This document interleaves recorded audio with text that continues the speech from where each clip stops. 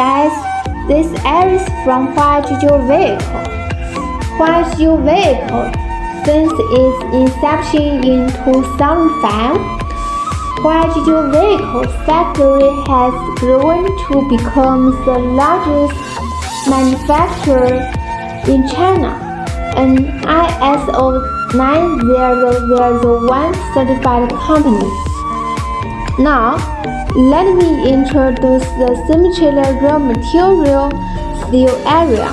Here is stored materials of various specifications and size, such as square tubes, round tubes, channel steel, and other steel types, and various specifications of steel types.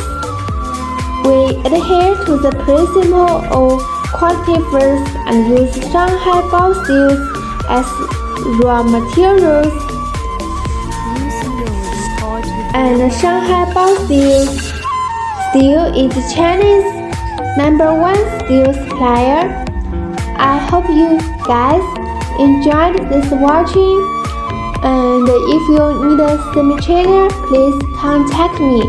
See you next video. Bye.